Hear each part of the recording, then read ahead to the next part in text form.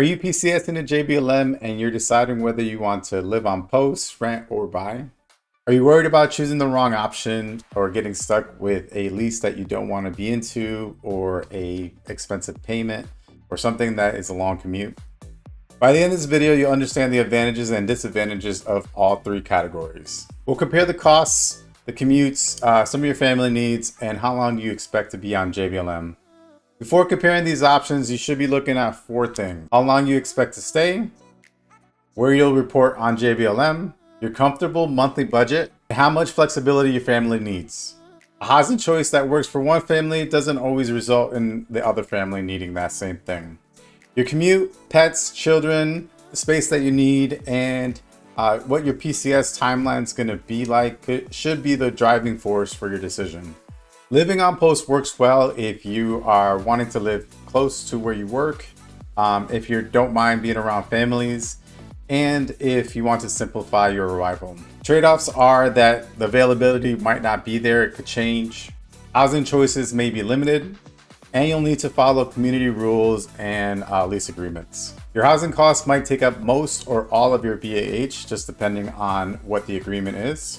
So it's important to contact JBLM Housing before you arrive, so that way you can see what the wait times are and if there's any availability for you now. Renting might be the best option if you're unfamiliar with the area, or you're expecting a shorter assignment, or want flexibility before making a long-term decision.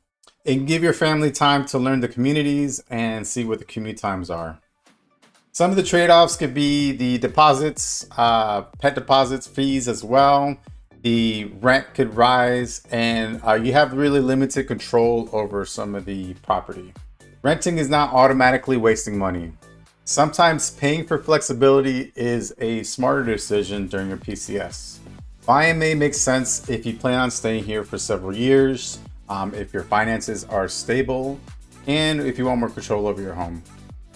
You can compare some of the resale homes with new construction just based off your budget, timeline, and maintenance preferences. The trade-off includes closing costs, repair costs, market changes, and deciding whether you want to sell or rent when you PCS. Being eligible for the VA loan doesn't necessarily mean it's the best choice, and it definitely doesn't mean that you should be spending the max amount that they offer. And it definitely doesn't mean that you should spend the maximum amount that you are approved for. When we moved here in 2021, we had already purchased homes at our previous duty stations. So for us, we already knew that we wanted to buy when we came here.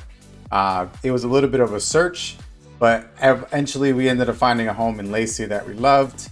It was fitting for our family and the commute wasn't too bad. So when we decided to buy, it was the right choice for us, but that doesn't necessarily mean that it's the right choice for you.